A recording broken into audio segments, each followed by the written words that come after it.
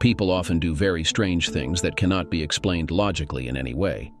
And no matter how much you want it, you will never know about the true motives of a person, because you will not be able to get into his head. My wife and the love of my life betrayed me in the most despicable and painful way. 3 times I've been pulled from the brink of chaos. Gunny and Mrs. Hopkins rescued me twice, stepping in each time to steer my life away from disaster. The 3rd time, rescue came in a different form, but it seems like it's here to stay. I'm David Durr, though most people know me as Davy. My childhood was spent in foster care for 12 long years. My father was unknown to me, and I doubt my mother even knew who he was. She was an addict, in and out of my life for the first 6 years. Most of that time, my grandmother took care of me. But she passed away just before I started school, leaving me in the care of my heroin-addicted mother. My time with my mom was brief. I returned from school about 2 months after my grandmother's passing to discover my mother unconscious in bed with a needle in her arm. I tried waking her several times, knowing from experience that sometimes she just needed to sleep it off. I waited for 3 days, scavenging food from the fridge and reaching for cereal on a chair from the cabinet. Missing school for 3 days straight, and with no response from my mom, Mrs. Gallagher, my first-grade teacher, along with her policeman husband, visited to check on me. Initially hesitant to let them in, Mrs. Gallagher reassured me it was fine. I informed them my mom was asleep and Mrs. Gallagher went to investigate. She summoned her husband, confirming my mother's death. They contacted Children and Youth Services and I was placed into foster care.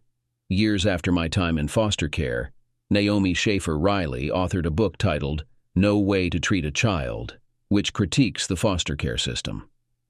While I appreciate Riley's efforts, I believe she didn't fully grasp the profound harm the system inflicts on children caught within it.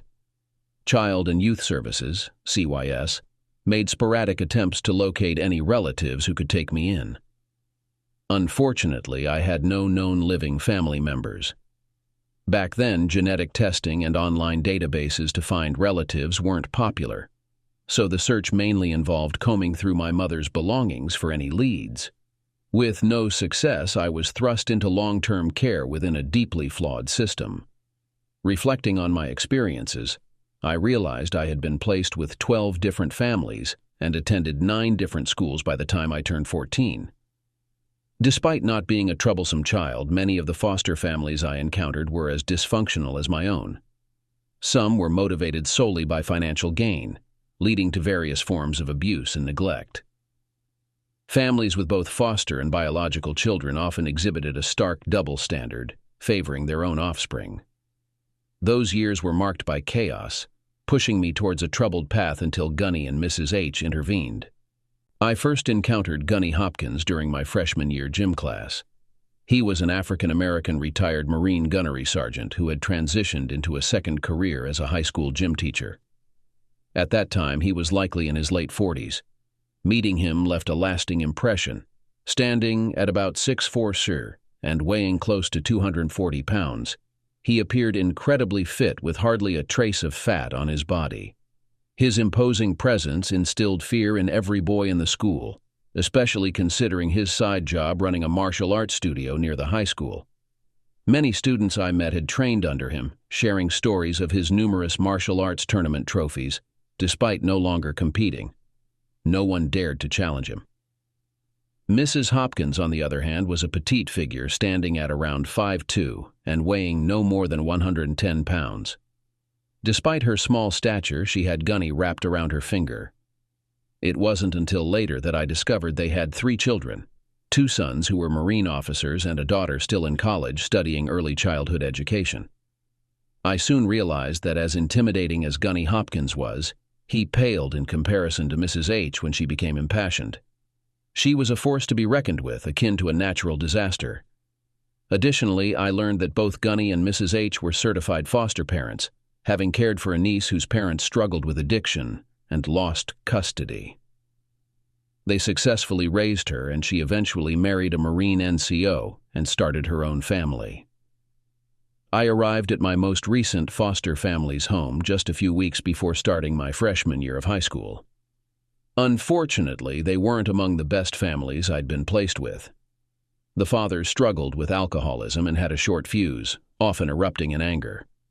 With 2 foster children having recently aged out, the family relied heavily on the monthly payments they received for their care, leading to financial strain.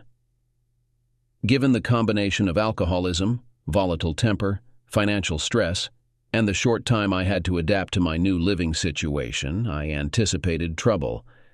It didn't take long for it to surface, about 2 weeks into the school year. My turbulent history in foster care had left me significantly behind my peers academically. When I took my initial high school assessment test, my reading skills were at a 5th grade level and my math skills at a 4th grade level. This resulted in a meeting with Mrs. H shortly after I enrolled at the school, where we discussed creating an individualized education plan to catch me up to grade level. However, it turned out to be much more than just that. The morning prior to meeting Mrs. H, my foster father confronted me aggressively. He had misplaced his wallet and accused me of theft. When I couldn't locate it, he resorted to violence, leaving me with bruises from shoulders to waist, a split lip, and a black eye. Despite this, I managed to evade him and went to school, anticipating a typical day. Unaware or forgetful of the meeting with Mrs. H, I proceeded to my homeroom. However, my plans changed when my teacher redirected me to the guidance office instead of my first period class. Walking down the corridor, I entered Mrs. H's office, unknowingly setting the stage for a transformative 30 minutes. Having experienced the routine of being a new student countless times, I could predict the dialogue almost instinctively. As a foster child in a fresh school environment, I had grown accustomed to perfunctory interviews leading to a dismissal as hopeless, not worth the effort. Therefore, it was with a certain cynicism that I approached Mrs. H's office, expecting indifference at best. Yet what unfolded inside was beyond my expectations. Mrs. H actually showed genuine concern for me. Taking a seat with my chair, positioned to conceal the injuries inflicted by my foster father, I engaged in conversation with her. However, Mrs. H immediately noticed the side of my face that bore the marks of violence. Reacting with shock, she questioned, "What happened to you?" Aware of the necessity to conceal the failings of the foster care system, I hesitated before responding. "I fell." Disbelieving, Mrs. H countered, "That's not true. Those injuries couldn't have resulted from a fall. Don't lie to me. If you won't tell me who did this to you, I'll involve the police." I paused, met with her stern gaze. She grabbed her phone, pressed 9 for an outside line, then dialed 911, hovering her finger over the 3rd button, poised to complete the call. I relented. My foster dad accused me of stealing his wallet. He was drunk and lost control. "Did he hit you anywhere else?" "He struck my back. It's quite painful." "Stand and turn around." I complied. "Lift your shirt." I pulled up my t-shirt. My word, how often has he done this? This was the first time. I've only been there a couple of weeks. "Take a seat, I need to make some calls." Surprisingly, her initial call wasn't to the principal, police, or CYS. She phoned her husband. "George, I need you in my office, now." That was my first glimpse into her sway over Gunny H. Gunny H arrived promptly. She briefed him, then asked, "What's our plan?" Gunny wasn't naive, and he knew his wife well. It was clear she had something in mind. "What do you propose?" He likely anticipated her next move. "This child needs a new foster home today. We're qualified and we have 3 empty bedrooms. Unless you object, I'll contact CYS and arrange for his relocation." Gunny simply nodded, standing behind me as his wife called CYS. The exchange was intense. I'd never seen such authority emanate from such a small woman. She didn't ask the CYS staffer. She dictated their actions, and she demanded they act immediately. Such responsiveness was foreign to me in dealing with CYS. I couldn't believe it was happening. Yet, to my amazement, it did. After she ended the call, she turned to her husband and said, "We need to retrieve the child's belongings and other items from that house. We'll go after school." Addressing me, she added, "Meet me here after your last class. We'll collect your belongings." Then, turning to her husband again, she instructed, "George, ask one of your police friends from the station to accompany us. We want to ensure things remain under control."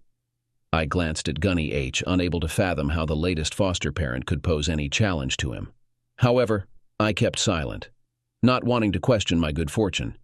If Mrs. H. succeeded in this plan, my life would drastically improve. "Don't mess this up by speaking out," I reminded myself. Mrs. H. instructed me to return to class, promising to meet later for a discussion about my individualized education program, IEP. I carried on with my day as usual, receiving a few remarks about my facial injuries, but otherwise experiencing a typical school day.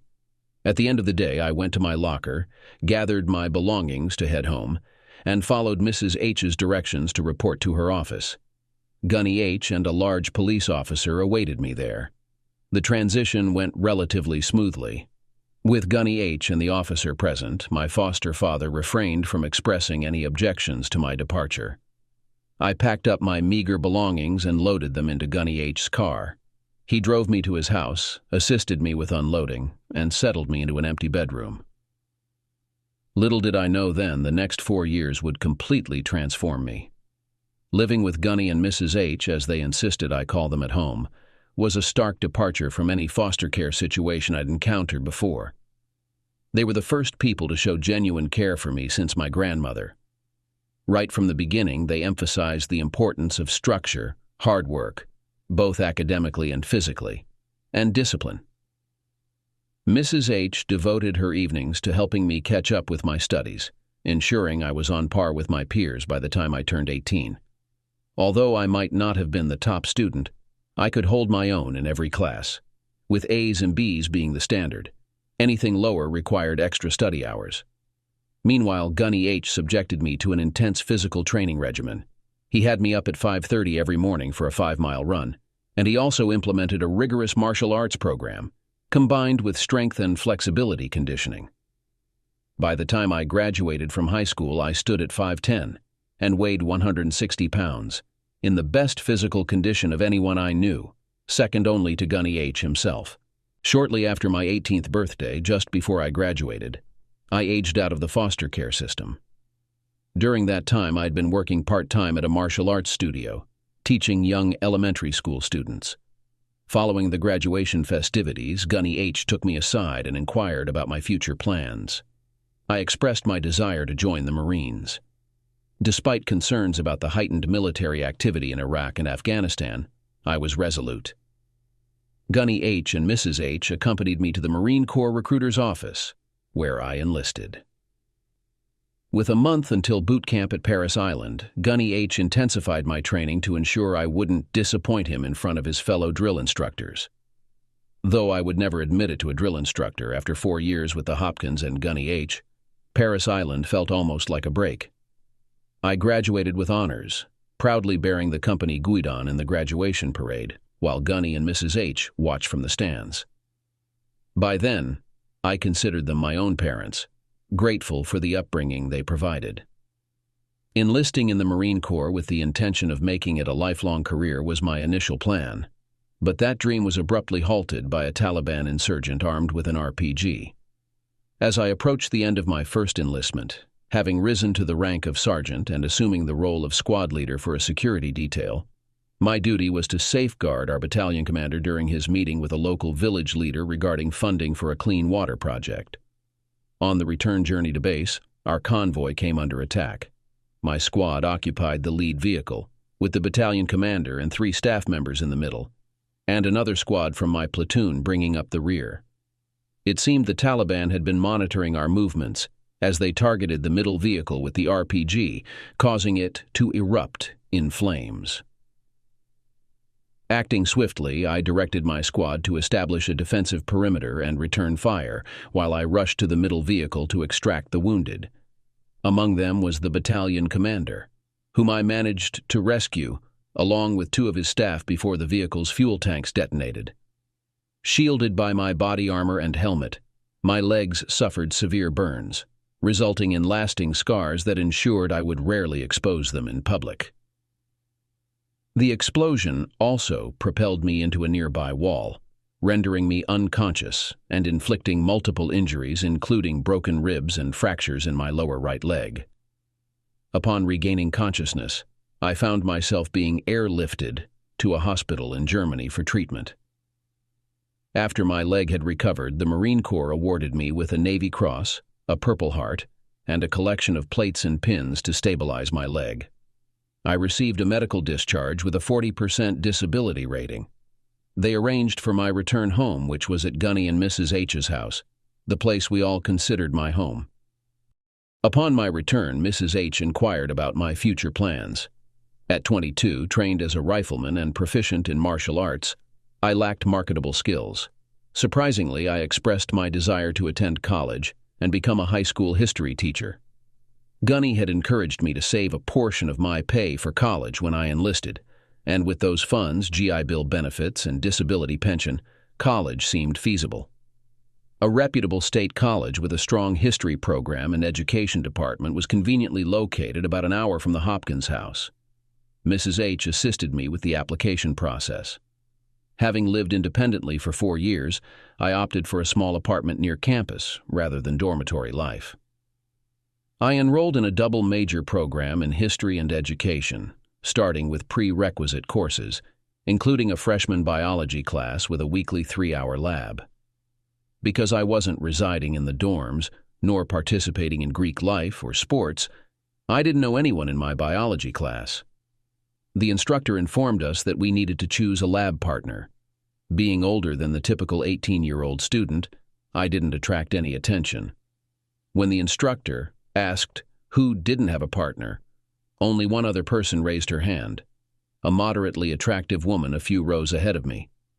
The instructor instructed us to pair up, exchange contact details, and dismiss the class. I walked down the aisle and introduced myself to the woman. "Hello, I'm Davy Dare." She stared at me without speaking. I persisted. "If we're going to work together in the lab, we'll need to exchange contact information. If you give me your name and phone number, I'll do the same." She continued to stare. "Miss, it's necessary. Please, I won't bite, and I promise not to share it." Finally, she responded, "My name is Vera McDonald. My phone number is 555555551212. She also provided her email address. I reciprocated, then mentioned I'd see her at the lab session and proceeded to my next class. Vera turned out to be quite an enigma. She had the most impenetrable walls around her that I'd ever encountered in a person. Getting to know her felt like attempting to carve granite with a plastic spoon. Despite spending 3 hours a week together in the biology lab for most of the semester, she hadn't revealed a single detail about herself. I had made unsuccessful attempts to break through those barriers, eventually giving up when it became apparent that she wouldn't open up. Then, just before Thanksgiving break, while chatting with a classmate at the adjacent lab station about our holiday plans, Vera walked in. "What are your plans for the break?" he asked. "I'll be mostly at my apartment, trying to get ahead on next semester's workload. I'll likely visit my foster parents for Thanksgiving Day, then return here. They live about an hour away, and I haven't seen them since school started," she replied. Vera abruptly stopped in her tracks when I mentioned foster parents. She looked at me and asked, "Are you a foster kid too?" Suddenly, everything clicked. I realized the extent of my struggles in foster care and how fortunate I was to be male and placed with the Hopkins family. I witnessed the hardships endured by female foster children, especially those who were attractive. Despite Vera's attempts to conceal it with loose clothing, I could tell she was a beautiful girl. If there hadn't been barriers, I would have already asked her out. As this was the first time she had shown even the slightest vulnerability, I approached cautiously.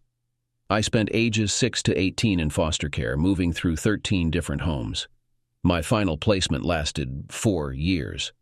Although Gunny and Mrs. Hopkins never officially adopted me, I consider them my parents. Vera recounted, At the age of 2, I entered foster care. My father vanished and my mother succumbed to cancer. Without any willing relatives, I found myself bouncing around like a pinball. Thankfully, I escaped the system without landing in jail, thanks to vigilant teachers and a supportive caseworker. They secured a scholarship for me to attend here, where I'm pursuing a degree in accounting. My goal is to secure a financially stable job in the field, as I believe there will always be demand for accountants. Sounds like a solid plan, I remarked. I'm studying history and education. Gunny H teaches at a high school, and Mrs. H works as a guidance counselor. They rescued me from a terrible foster home and set me on the right path. After high school, I served in the Marine Corps for 4 years, which is why I'm just a freshman now. We continued our conversation as we shifted back to our lab tasks. Upon completing the lab work, I propositioned Vera. How about grabbing a bite to eat? I'm famished.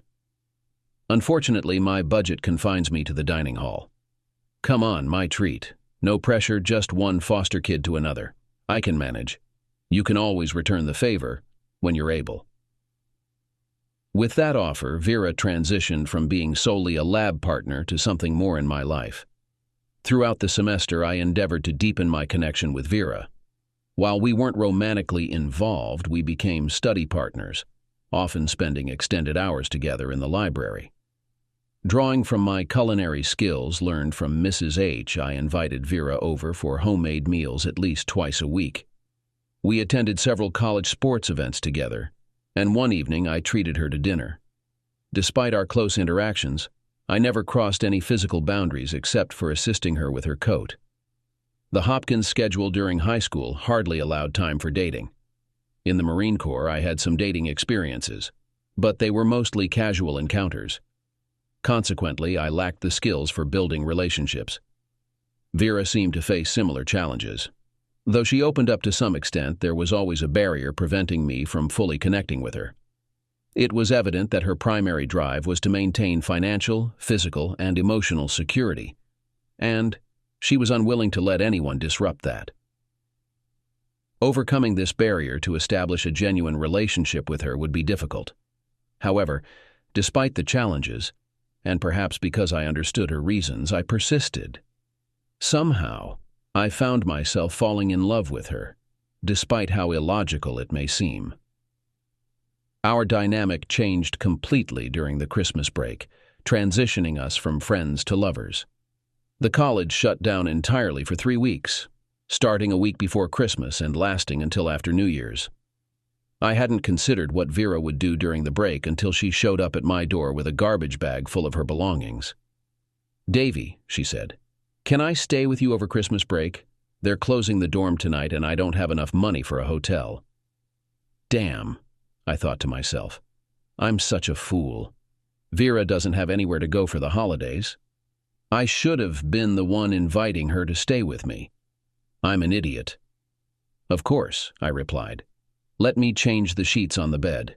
You can sleep there. I'll crash on the sofa. I've done it countless times after falling asleep in front of the TV. I'll grab you some towels and a washcloth. I'm not going to kick you out of your own bed. We can share.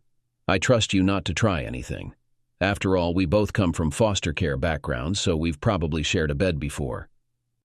Vera had a point, although it had been ages since I'd shared a bed with anyone other than a casual hookup, and there hadn't been any of those for almost a year, between recovering from my injuries and starting college.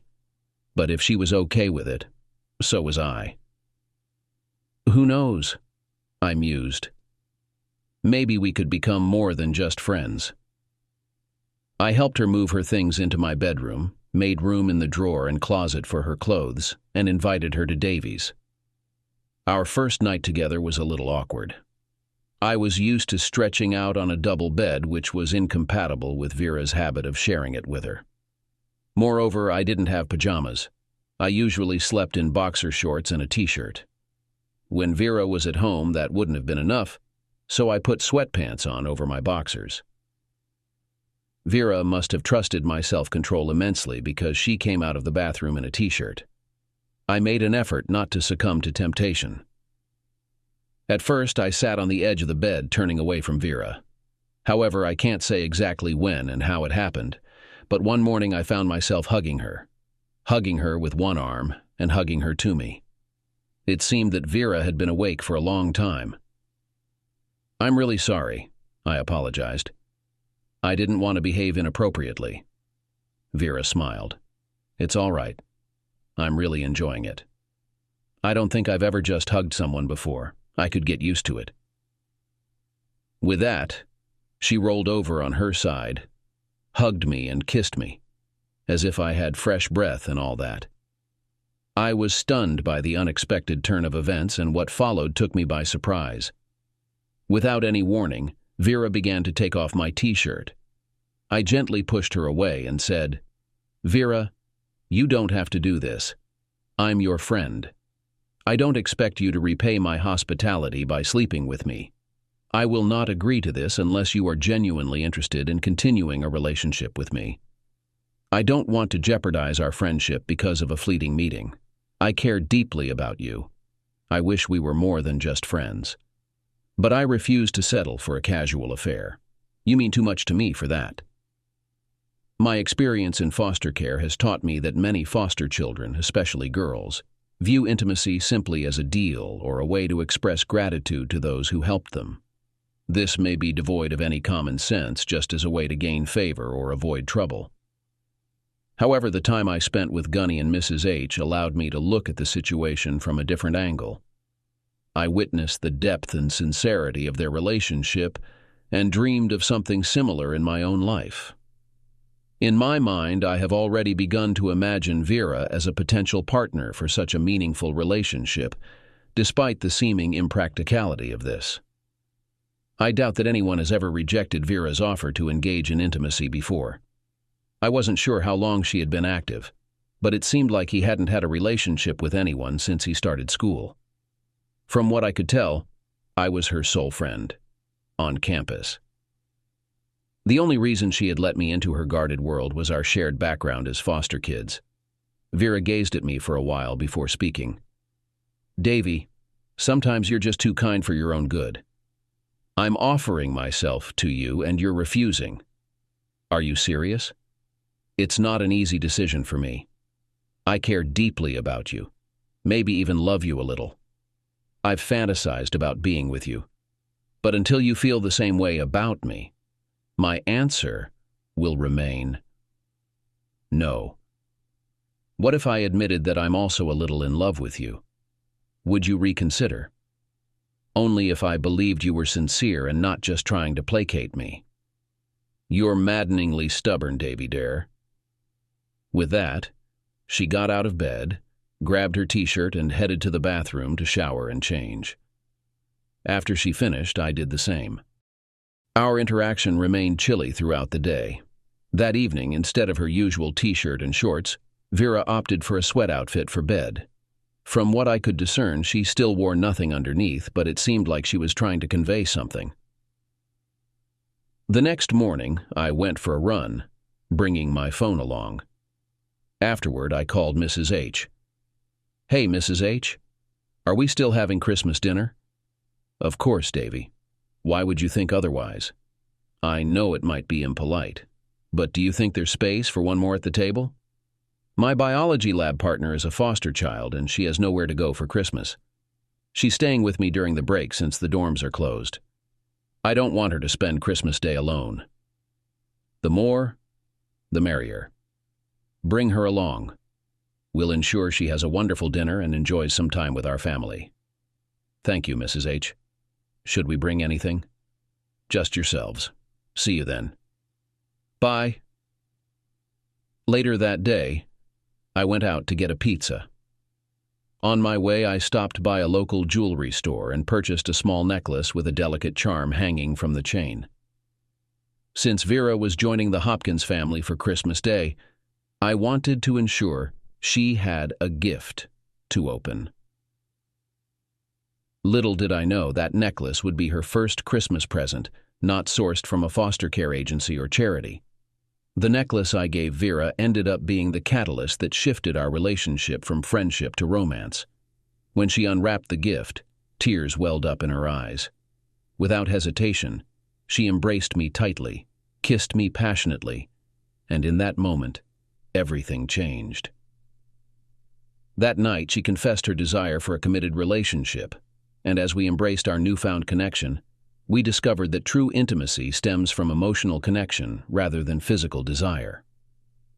After that pivotal moment, Vera never returned to the dorms. Instead, we moved her belongings into my apartment, and we began cohabiting. While some, like Gunny and Mrs. H, may have harbored doubts about the speed of our transition from friends to live-in partners, they ultimately embraced our happiness and welcomed Vera into our extended family. The following 3.5 years flew by. Vera excelled in her accounting studies, graduating at the top of her class and securing an amazing position with a prominent accounting firm in Philadelphia. I found a teaching job at a suburban high school, teaching history to 9th and 10th graders. We tied the knot shortly after graduation. It was a modest wedding with Gunny H serving as my best man and Mrs. H as the matron of honor. During the reception, Gunny H handed me a card. Inside was a check for the total amount of foster care payments he and Mrs. H had received for my care. With that money as a down payment, we purchased a small house near a SEPTA train line into the city, enabling Vera to commute easily. Although Vera's work hours were longer than mine and she had to travel frequently for client audits, we were blissfully happy. For the first time since I had met her, Vera appeared settled, confident in our relationship, and content with her place in life. About 4.5 years into our marriage, Vera's company was contracted by the U.S. government to audit a major defense contractor accused of extensive fraudulent billing on a cost-plus contract by a whistleblower. Allegations suggested the company had inflated costs by hundreds of millions, possibly even $1 billion, with certain executives embezzling the funds. The contractor, based in the Midwest, required Vera's team to spend weeks at a time, working 7 days a week, on the audit. Vera would depart on a Sunday evening, sometimes being away for 2 or 3 weeks before returning home for a week to recharge, then heading out again. Before each trip, she made it a habit to engage in passionate intimacy with me, and upon her return, the intensity continued. We maintained daily communication during her absence, indulging in phone intimacy when she was alone or simply catching up when others were present. Though not without its challenges, Vera was enthusiastic about the significant project, buoyed by positive feedback from her superiors. It was the type of assignment that could accelerate her progression toward a partnership sooner rather than later. Richard Wilson, a man in his early 30s working as an accountant, emerged as the whistleblower. Situated as a mid-level staffer, his main duties revolved around managing the accounting and billing aspects of the cost-plus contract. His journey into whistleblowing began when he stumbled upon irregular payments to an unfamiliar subcontractor. Upon further investigation into the contract, he uncovered that the billed services overlapped with those of another subcontractor. Delving deeper into the matter, he unearthed that the dubious contractor was linked to a Cayman Islands corporation. With the assistance of a tech-savvy friend, he breached the computers of the law firm in the Cayman Islands, revealing that the corporation was owned by 4 senior executives of the defense contractor. Subsequently, he enlisted legal aid and lodged a whistleblower complaint against the defense contractor, sparking a major upheaval. Vera accompanied Richard on numerous journeys as they tracked invoices and payments. Richard stood to gain a substantial 8- or 9-figure sum if the whistleblower claim succeeded, which it eventually did. Unbeknownst to others, Richard had developed strong feelings for Vera. As Vera realized the potential magnitude of Richard's reward after the investigation concluded, she began to see him as a provider of a more stable future than what they currently shared. Unveiling a claim of such magnitude inevitably breeds adversaries, and Richard found himself at odds with many. Regrettably for him and ultimately for me as well, some adversaries opted to resolve their issue by targeting him. After surviving 3 unsuccessful attempts on his life, authorities intervened, deciding that Richard required placement into witness protection. Richard consented, but under one condition: Vera must accompany him. As fate would have it, sometimes the husband is indeed the last to be informed. It wasn't until years later that I learned of Vera's true motives for agreeing to join Richard in the witness protection program. It wasn't solely about the money. Rather, it was the sense of security and the assurance provided by the U.S. Marshals Service that appealed to her. Vera's lingering insecurities from her upbringing in foster care overshadowed any reservations she may have had about leaving me behind. The day Vera disappeared began like any other day when she went to work to continue her audit. We'd had a few hours of intimacy the night before, as if she wanted to make sure I'd be taken care of for a while. Our lovemaking was more intense than usual, perhaps because she stopped taking birth control pills before her last trip, and we discussed the possibility of starting a family. The next morning, she took the train to the office with her bags and briefcase, and I went to school. That was the last time I saw her or heard from her. Later, surveillance cameras recorded Vera leaving her office, apparently heading to the airport. A black SUV with temporary license plates picked her up and drove away. After a few days, I hadn't heard from her, and I was getting more and more worried. Calls went unanswered, emails went unread, and text messages were not answered. Something unprecedented. I was afraid something had happened to her. I eventually called her office to check in, but they told me she was on vacation. Vacation. Impossible. She made it clear that she would fly to the Midwest after work. Have you heard from her? No. In desperation, I reported her missing. The local police were sympathetic but questioned my concerns because Vera was an adult. Did we have a fight? Did she have a secret lover? She may have lost her phone or been too busy to reach out to a concerned spouse. As soon as it became evident that her phone was not working, her laptop was untraceable, her credit cards remained unused, and our bank accounts were untouched, the authorities started to take me more seriously. Vera's employer provided the recorded footage from the security cameras outside their offices, showing Vera getting into the SUV. The temporary tags turned out to be counterfeit. There was no record of such a tag number. This prompted the authorities to launch a more thorough investigation. They interrogated me extensively, but after confirming that I had been in an after-school department meeting with 10 other teachers at the time Vera entered the vehicle, they expanded their search. They combed through our house, scrutinized our finances, and ultimately found no evidence of what had happened to my wife. She had simply disappeared without a trace, reminiscent of a modern-day Judge Crater. I completely fell apart. Early in our marriage, I had come to understand that Vera's affection for me might never match mine for her. Yet I had believed she loved me to the best of her ability, considering the emotional scars from her time in foster care. It was unimaginable to me that she had simply walked out on me. Except for my first Christmas gift to her, a necklace she always wore, she took nothing that held significance for her. As my conviction grew that something terrible had befallen her, I turned to alcohol to dull the ache. The school district granted me a leave of absence to cope with my grief. With the school year winding down, I'd have the entire summer to heal, or to drown myself in drink. I chose the latter. Initially, I kept in touch with the Hopkins daily after Vera vanished, but as time passed without any clues, our communication dwindled. As my life spiraled out of control, our exchanges became sporadic. By the end of July, it had been nearly a month since I'd spoken to either of them.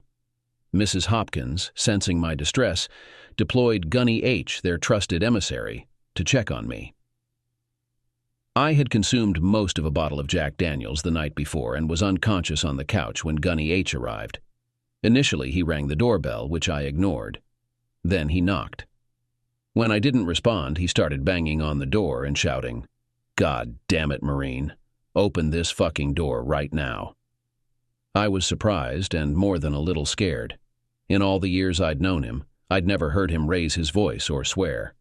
I did the only thing I could. I opened the door. Gunny H. took a quick look around my living room and asked, "What in God's name happened here?" It was a fair question, Both the living room and the kitchen were littered with dirty dishes, takeout containers, some still half full and decaying, and empty liquor bottles. I hadn't showered, shaved, or changed clothes for at least a week. "You stink. Upstairs now." Gunny pulled me up the stairs and threw me into the shower, still fully dressed. "Clean yourself up and get rid of that filth." As I showered, Gunny called Mrs. H, saying, "He's intoxicated, dirty, let his place become a mess, and needs our assistance once more. Can you arrange for a couple of people to come over and tidy up? I'll gather some clothes for him and bring him back to our place after he's finished showering." Mrs. H agreed, and Gunny hung up, proceeding to pack my clothes into a duffel bag. Thus began the second rescue mission of Davy Durr by the Hopkins. Upon arriving at the Hopkins residence, Gunny placed my belongings in the bedroom I used as a foster child, and then fixed me with a stern look. "You're capable of more than this. We've invested too much time and effort in you to let you deteriorate. You've come too far to let everything collapse now. This behavior ends right now. Reveille is at 05:30 tomorrow. We're starting fresh." With that, he closed the door. The following morning proved to be quite challenging. Since Vera vanished, I hadn't engaged in any physical activity or exercise. Gunny H led a 5-mile run at a pace I struggled to keep up with, especially on such a dismal day. After completing the run, he transported me in his truck to the martial arts studio, where we engaged in lifting, stretching, and sparred for an hour. By the session's end, I had perspired out all the alcohol from my system and felt utterly drained. This routine continued throughout the summer. As the new school year commenced, I had regained my physical fitness and was mostly mentally sound. Fortunately, the district offered a beneficial employee assistance program, and Mrs. H arranged for me to attend counseling sessions twice a week. By Christmas, I had largely returned to my former self, although a void remained in my heart where Vera once resided. In Pennsylvania, the regulations on missing individuals dictated that Vera needed to be absent for 7 years before I could legally have her declared deceased. Fortunately, our financial situation was stable due to Vera's commitment to ensuring our security. We had purchased a home within my salary and disability pension's means. Vera had managed her income by maximizing our retirement contributions, making extra mortgage payments, and saving the remainder. While I was financially secure, I faced limitations, such as being unable to sell the house or her car, or access her retirement funds. Despite this, I didn't require a second income, though I resumed working as a trainer alongside teaching. One warm June day, just before the school year's end, over 5 years after Vera's disappearance, the doorbell rang. Opening it, I found 2 individuals in business attire, one carrying a file. They identified themselves as Deputy U.S. Marshal Simpson and Wallach. Confused, I inquired about their visit, unsure why they were at my door. Perhaps they had made a mistake. They inquired whether I was Davy Durr and if I was married to Vera Durr. My heart sank. Had they finally located Vera, or more likely her remains? I confirmed my identity as Davy Durr and welcomed them in, offering refreshments which they declined. I asked the purpose of their visit, and they proceeded to relay a bewildering tale. Wallach took charge, expressing profound apologies. "Mr. Durr, the Marshal's Service made a grave error 5 years ago. We're here to apologize and attempt to rectify that mistake." I was now utterly perplexed. She elaborated, 5 years ago, the Marshal's Service admitted a whistleblower known to you as Richard Wilson into the Witness Protection Program. He had uncovered and reported one of the largest defense procurement frauds in U.S. history. Your wife was part of the auditing team tasked by the government to investigate the defense contractor involved and trace the funds. I acknowledged familiarity with this, as it was the project Vera was involved in before she vanished. Apparently, your wife and Mr. Wilson had developed a relationship, and he insisted she accompany him into witness protection. She agreed, on the condition that her disappearance from your life be made as seamless as possible. This entailed drafting and signing a divorce petition granting you all marital and individual assets. relinquishing any claim to your house via a signed deed, transferring ownership of her car, and other relevant documents. She also penned a letter to you intended for delivery once she and Mr. Wilson were relocated safely. "I'm starting to feel angry now," he began. "Are you telling me that my wife, whom I've been mourning for 5 years, ran off with some guy she met during an audit? And you knew about it and didn't report it? The local police have been investigating this for 5 years, and I've been grieving all that time. It's hard to believe." Wallach continued, "We deeply apologize. This information should have reached you much earlier. We only discovered it when we reviewed our records after Mr. Wilson and your wife were killed." "Killed? Are you saying my wife is dead now?" "Yes, unfortunately. They were relocated to Portland, Oregon after Mr. Wilson received his whistleblower payout. They lived quietly there until about 2 months ago. There was a break-in, and Mr. Wilson was killed during it. Your wife was critically injured and fell into a coma. She passed away about 35 days after Mr. Wilson. Since she survived him by more than 30 days, his entire estate goes to her. Your daughter and their other child are safe and in our care. We refrained from informing you or making it public until we confirmed that Vera and Richard's deaths weren't linked to the whistleblower case. The Portland Police Department has apprehended the intruders based on footage from the house's security cameras.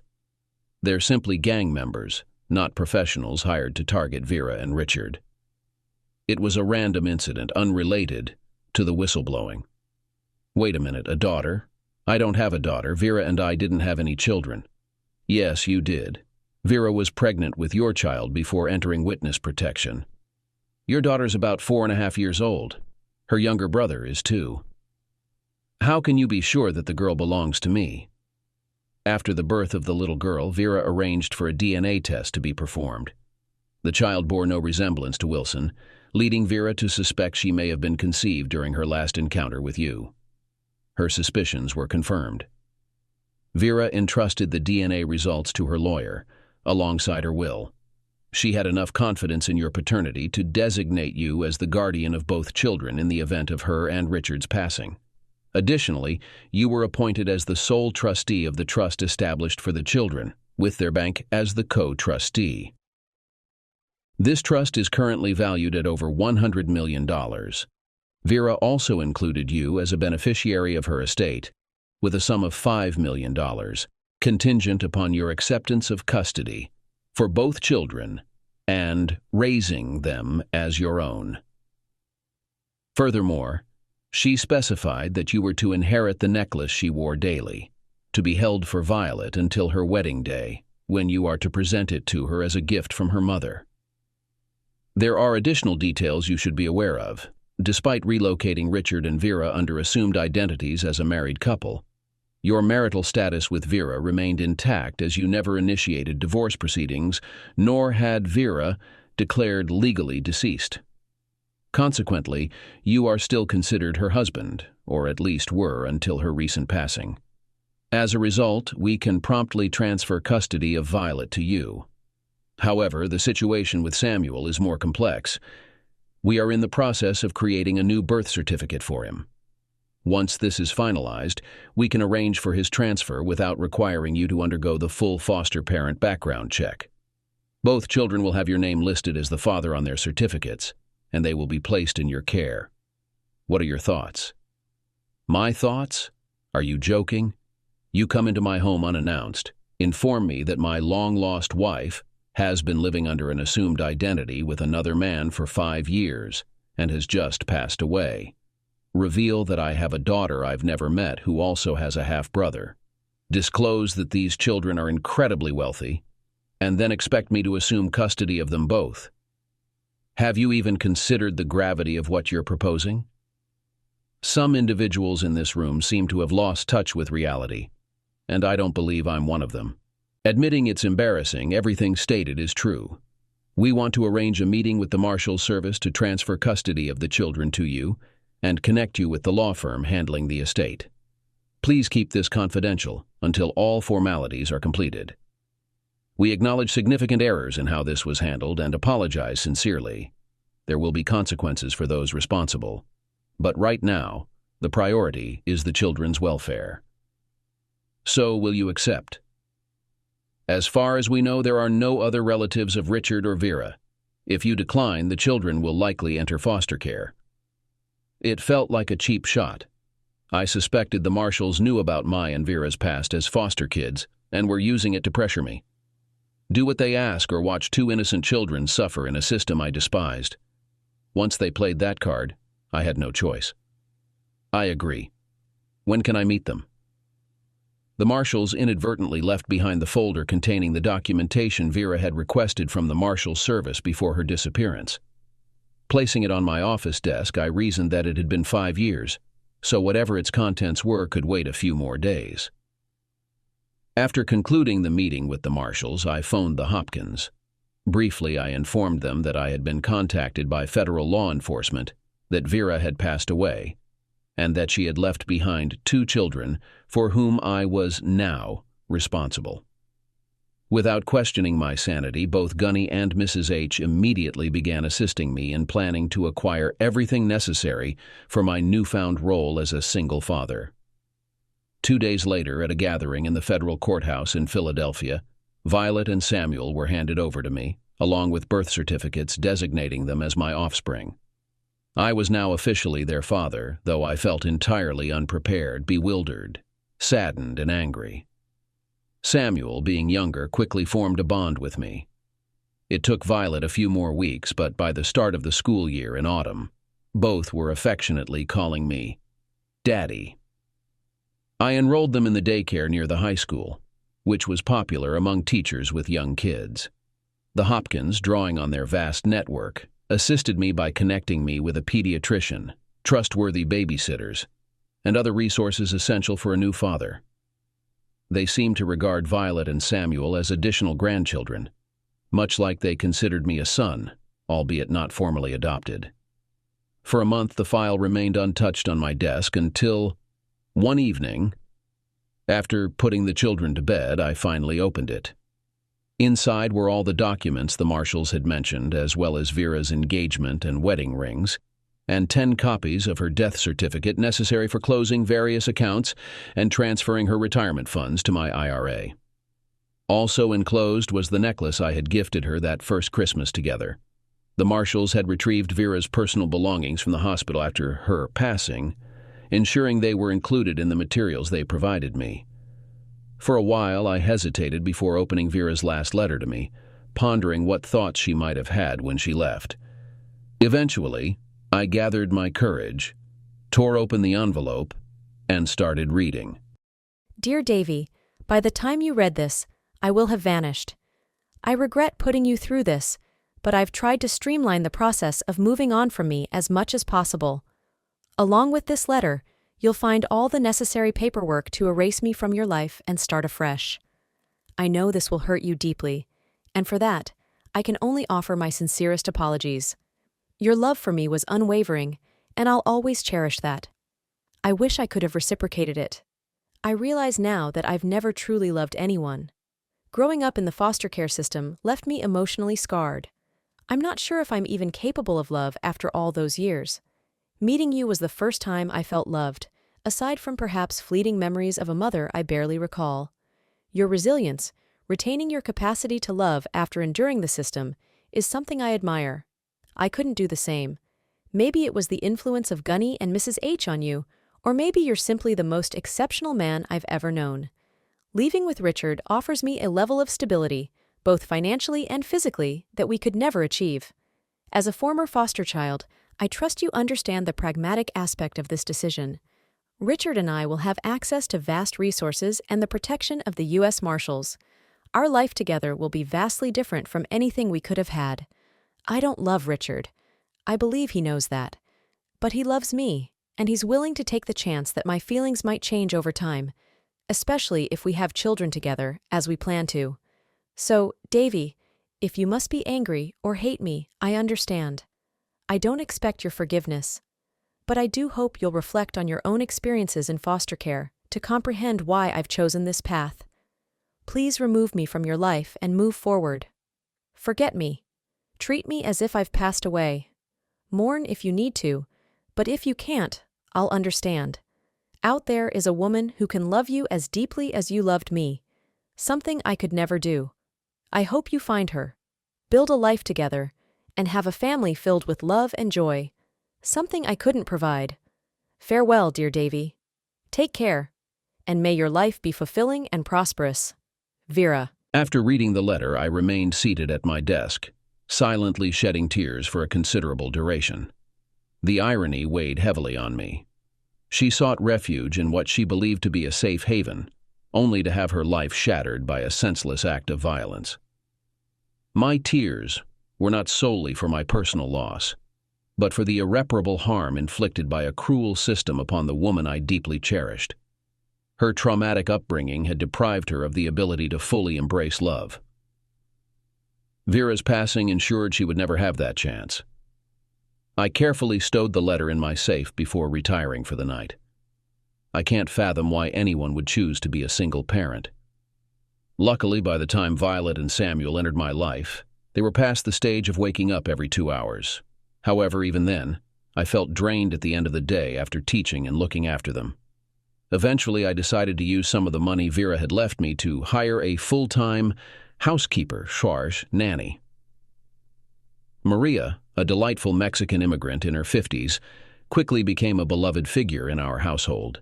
She not only cared for the children, but also taught them Spanish and showered them with love as if they were her own grandchildren.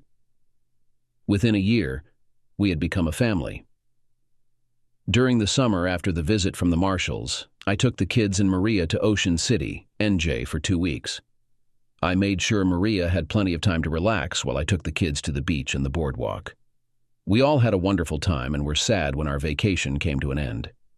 Earlier in the summer, my next-door neighbors, who had been in their 70s when Vera and I bought the house, informed me that they were moving to Texas to be closer to their daughter and grandchildren. Their house sold quickly, and the closing happened while we were at the beach. I hadn't yet met the new neighbors when Violet approached me with a request from the backyard. "Daddy, can Teddy come play on our jungle gym?" "Who's Teddy?" "He's the new boy next door. Has his mommy or daddy said it's okay for him to come over?" "I haven't seen them." "Well, let's go ask. It's time I met the new neighbors anyway, and this is as good an excuse as any." And so we went next door. I rang the doorbell, and after a brief wait, it was answered by an attractive 30-something brunette wearing paint-spattered dungarees and an equally paint-spattered t-shirt. "Can I help you?" she asked. "Hi," I said. "I'm Davy Durr from next door. We just got home from the shore yesterday. Violet here's my daughter, and I have a son, Samuel. They were playing on our jungle gym, and your little boy wanted to join them. I wanted to make sure you were okay with it before letting him come over." "Hi," said the woman. "I'm Carol Schick. I just moved in a week ago, and you caught me in the middle of painting my son Teddy's room. Are you sure you don't mind having him play with your daughter and son?" "No, that's fine. We'll keep him entertained and let you get your painting done without having to worry about him. Let me give you my phone number and you can call me when you want him to come home. Or just come over and give a yell. I'll probably be in the backyard with the kids." With that, she thanked me and walked out of the house to tell Teddy he could go next door to play with Violet and Samuel.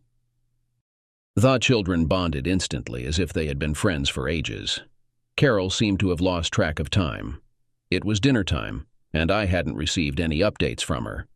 Violet and Samuel insisted on Teddy joining them for dinner. Since I still didn't have Carol's contact information, I went next door again, rang the bell, and was welcomed once more by the even more paint-splattered woman. "Hi again. I was about to feed my kids and they'd like Teddy to stay for dinner. If you're okay with that, I'll feed all of them. You're welcome to join us if you'd like. Could you give me 20 minutes to freshen up? I'll quickly shower and change into clothes that aren't covered in paint." 20 minutes later, the doorbell rang and there stood Carol, wearing clean jeans and a man's dress shirt with the sleeves rolled up to the elbows. She was holding a bottle of red wine. "Come on in. The kids are in the kitchen. We're having spaghetti and meatballs. I hope that's all right." I've prepared a salad to go with it, and there's some garlic bread in the oven. That sounds perfect.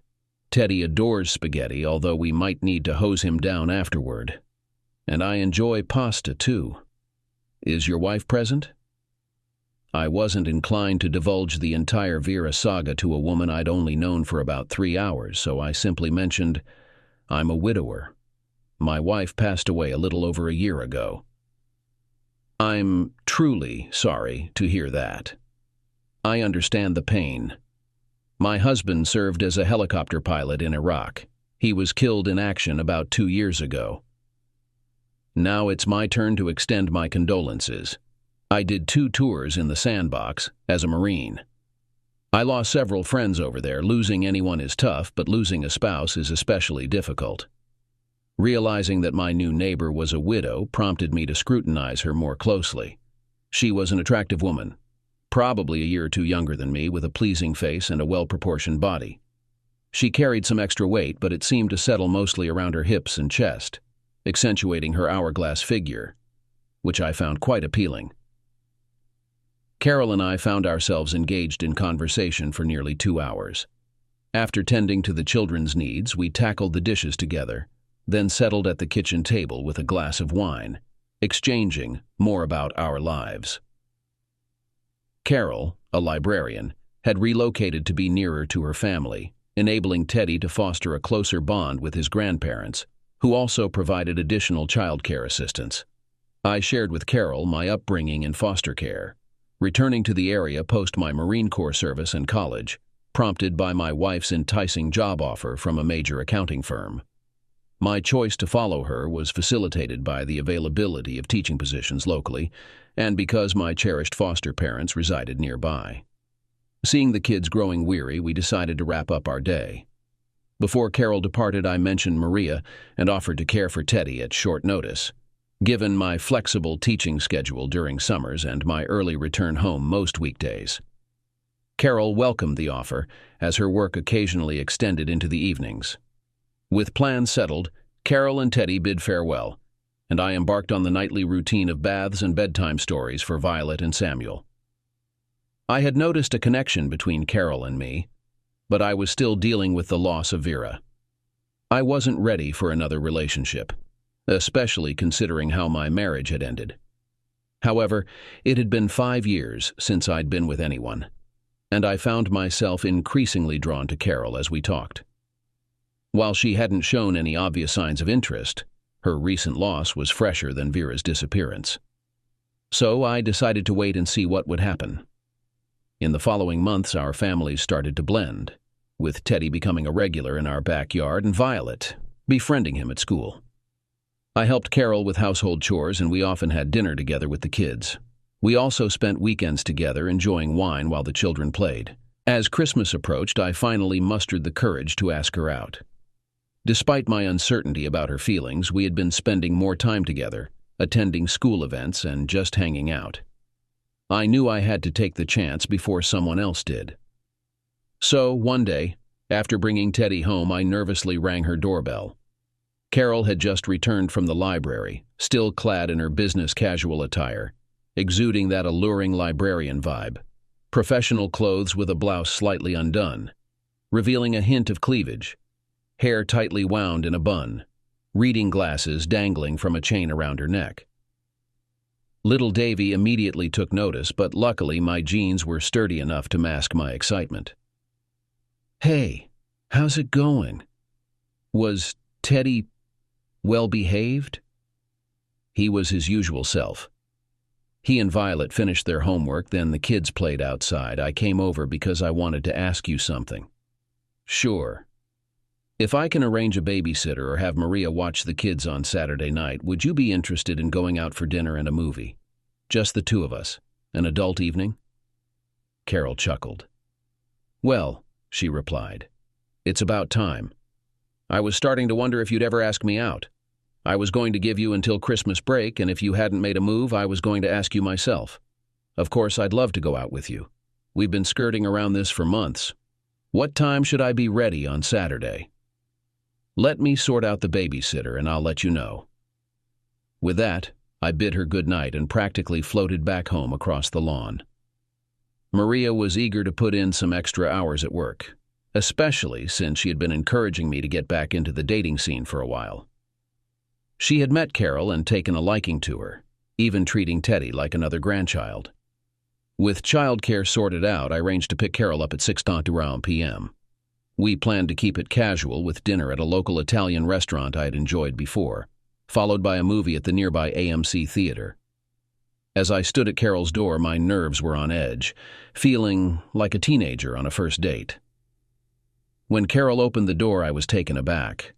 She was dressed in a sheer white blouse, teasingly revealing a lacy bra, paired with slacks that accentuated her curves. "Wow," was all I managed to say.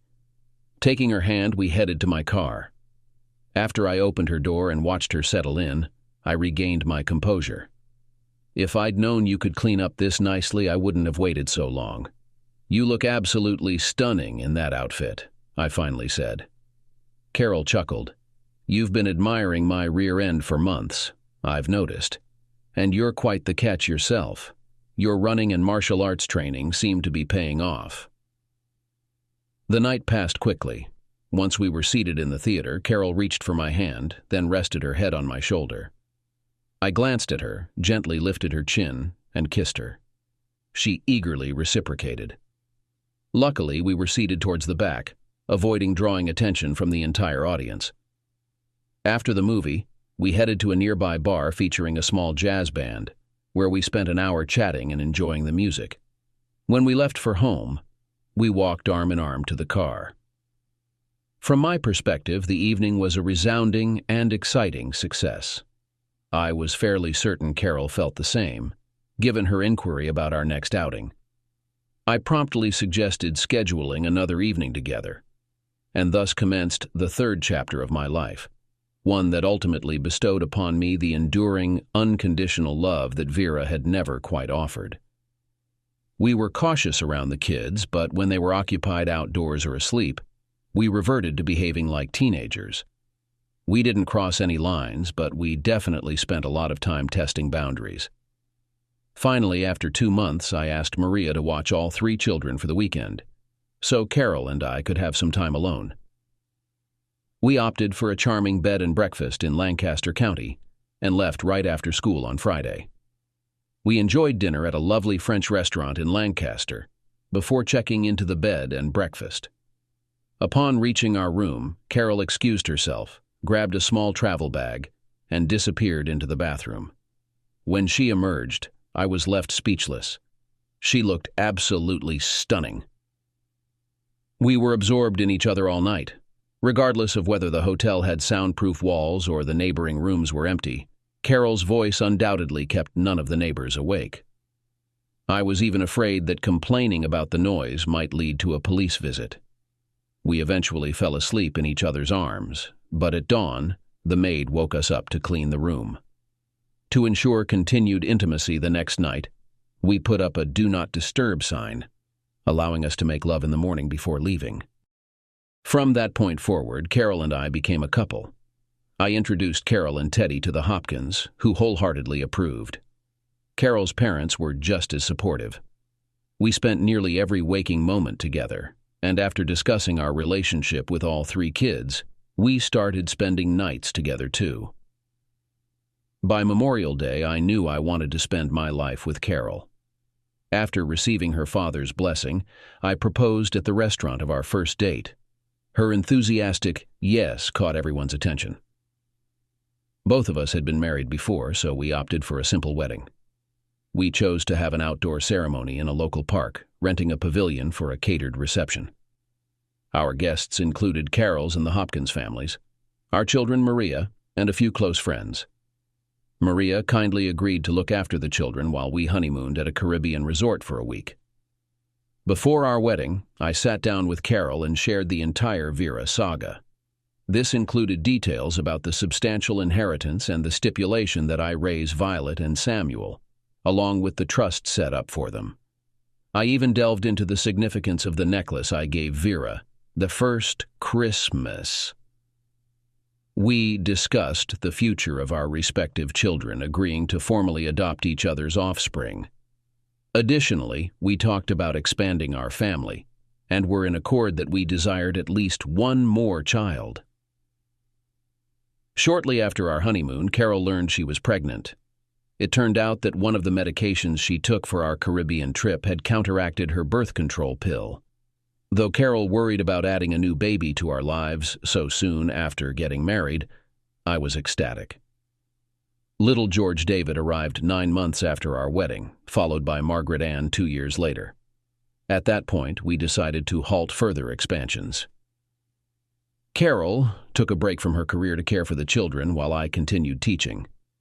With our family now expanded, we realized our current homes were too small.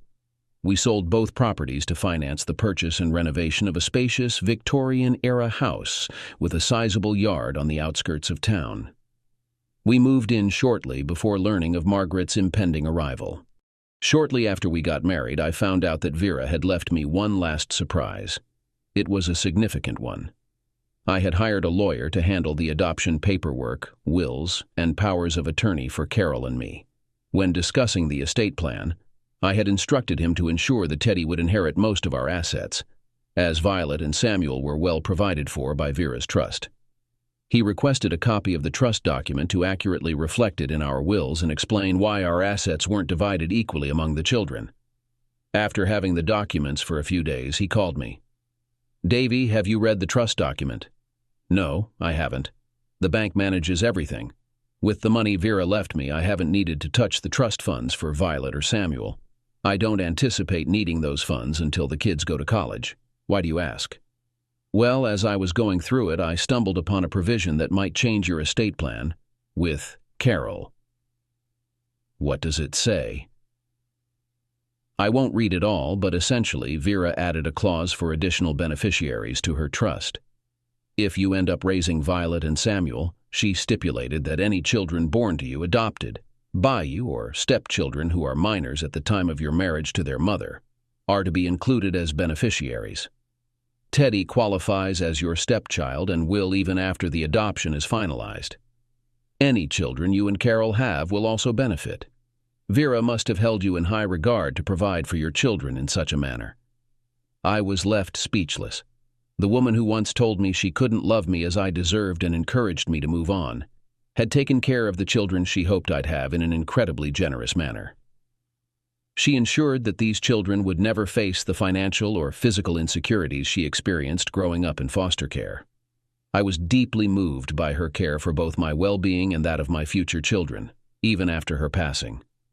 Carol and I updated our estate plans accordingly.